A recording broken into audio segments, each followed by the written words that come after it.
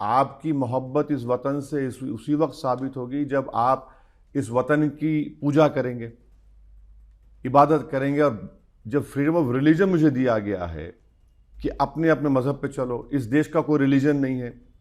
जो खुदा को नहीं मानता वो भी भारत का बाइज्जत नागरिक है। अच्छा, ये जो रिसेंटली आपने जो ऑर्डर निकाला एमएचए ने, आप जनगण मन को खत्म करना चाह रहे हैं क्या?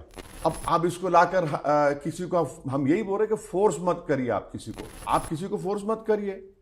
नेशनल सॉन्ग है, मानते हो उसको, मगर मेरी फ्रीडम ऑफ रिलीजन का क्या होगा फिर? इसको आप कैसे रिकंसाइल करेंगे?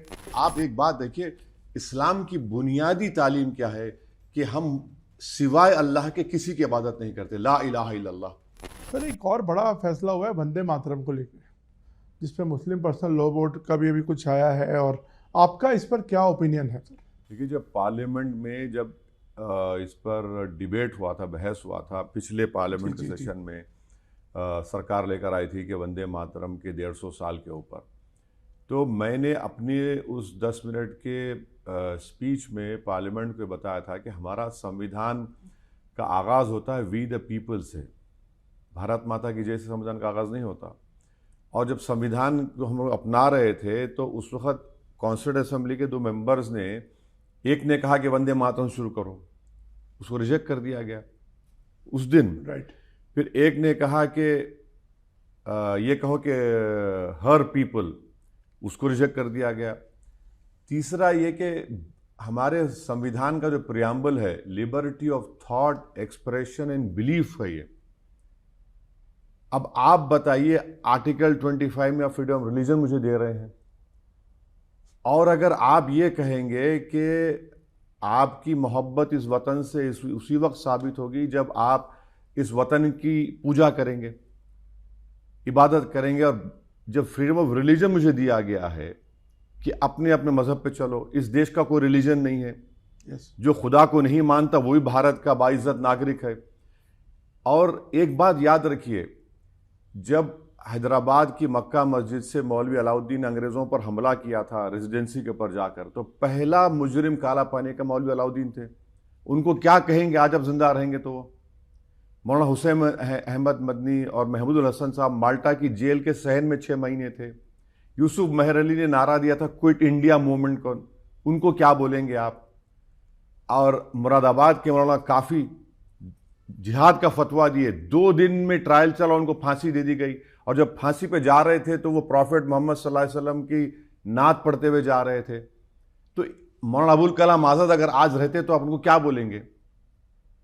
ये हम बोलना चाह रहे कि अच्छा, आखिरी बात, जिस दिन हमने संविधान को अपना लिया, राजेंद्र प्रसाद साहब ने खुद से कह दिया विदाउट स्टैट्यूटरी रेजोल्यूशन के कि नेशनल सॉन्ग होगा।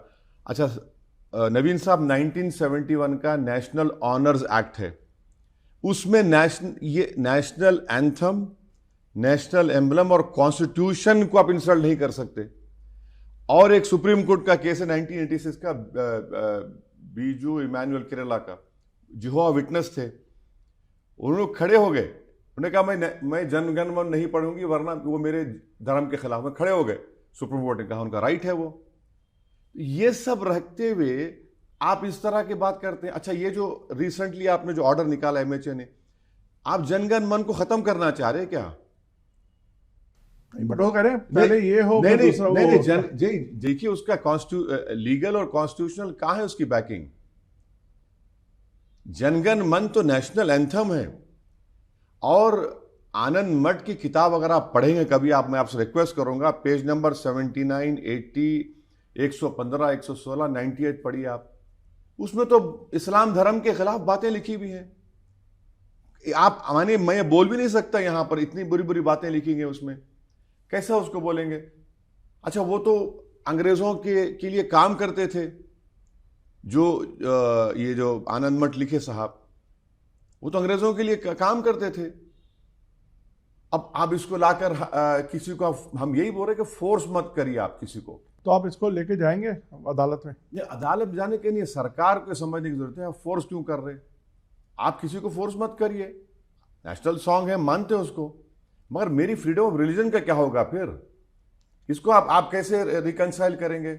आप तो नहीं कर सकते। सर, वो तो कहते हैं कि देश की अगर माँ को, देश को माँ मान रहे हैं या उसकी पूजा नहीं, कर रहे देखिए, हैं। मेरी मैं अपनी माँ की कोख में 9 महीने रहा और खुदा ने मुझे अपनी माँ की कोख में रखा, पैदा किया। मैं अपनी माँ को खुदा नहीं मानता हूं। मैं अपनी मेरी माँ की मैं बेहद, और मैं मानता हूं कि हमारे प्रॉफिट मोहम्मद सल्लल्लाहु अलैहि वसल्लम के माँ के पैरों में जन्नत है, मगर मेरी माँ मेरे लिए खुदा नहीं है। अगर ये लॉयल्टी का टेस्ट हो जाएगा तो फिर आप क्या कहेंगे उन लोगों को जो इस अंग्रेजों को भगाने में अपना सब कुछ कुर्बान कर दिए। नेताजी सुभाष चंद्र बोस के साथ जर्मनी से लेकर जापान तक अगर कोई सबमरीन में गया था, कोई संगी था क्या? वो हैदराबाद का मुसलमान था। जर्मनी से लेकर मौजूदा जापान तक नेताजी साथ वो रहा। आप उनके क्या बोलेंगे? आप उनको, कौन थे वो? हैदराबादी था वो। अच्छा, ये तिरंगा जो हमारा फ्लैग बनाया गया, कौन बनाए? हैदराबाद की एक मोहतरमा ने बना कर दिया पूरा उसको। तो वफादारी का अगर आप सर्टिफिकेट, तो हमको जरूरत भी नहीं है, मगर इसको आप लॉयल्टी का टेस्ट कैसे बना रहे हैं? अच्छा, इन लोगों ने, अच्छा ये बात बताइए, बीजेपी से, आरएसएस से पूछ लीजिए, जिस वक्त वर्ल्ड वॉर 1 हो रही थी, इन्होंने सबको भर्ती कराया, और जब मुस्लिम लीग के साथ नॉर्थ वेस्ट फ्रंटियर और बंगाल तक सरकार में आप लोग शामिल थे, मुस्लिम लीग के साथ श्यामा प्रसाद मुखर्जी तो होम मिनिस्टर थे। तो ये आप इन बातों को भूल जाएंगे। ऑर्गेनाइजर मैगजीन पढ़ लीजिए आप, कौन सा है, 28 दिसंबर का। आपने तो नेशनल फ्लैग को अशुभ कहा, मनहूस कहा कि कब का है? 28 दिसंबर 1915 ऑर्गेनाइजर मैगजीन, मनहूस है, ये 3 रंग मनहूस है। आप बोलिए उसको क्या बोलेंगे? किसने कहा था कि हम बाबा साहब के संविधान को नहीं मानते, मनुस्मृति को मानते? गोलवालकर साहब ने कहा। आप हमको बोल रहे हैं भाई, आपका इतिहास भी तो आप पढ़ लीजिए। अच्छा, कौन सा एक आरएसएस वाला मरा अंग्रेजों की गोली से, बताइए हमको। मैं जिस शहर से आता हूं, मौलवी अलाउद्दीन पहला मुजरिम था काला पानी का।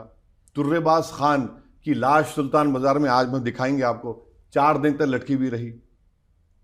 आपका कौन सा आदमी मरा? हाँ, हेगडेवर साहब एक मर्तबा जेल गए थे। वो सेंट्रल प्रोविंस के कांग्रेस के लीडर थे। किस लिए गए थे मालूम? नवीन साहब, खिलाफत मूवमेंट की तकारीर के ऊपर गए थे वो। अब आप उसके बाद आपने तो कह दिया कि नहीं नहीं, अब हम हिस्सा नहीं लेंगे, उसमें हिस्सा ही मत लीजिएंगे आजादी में। तो आपका कहना है कि अगर चलिए ये पास्ट ऐसा है तो आपको कोई राइट नहीं है ये सब चीजें इम्पोज नहीं, करने का? आप लॉयल्टी का टेस्ट मत बनाइए। आप एक बात देखिए, इस्लाम की बुनियादी तालीम क्या है कि हम सिवाय अल्लाह के किसी की इबादत नहीं करते, ला इलाहा इल्लल्लाह।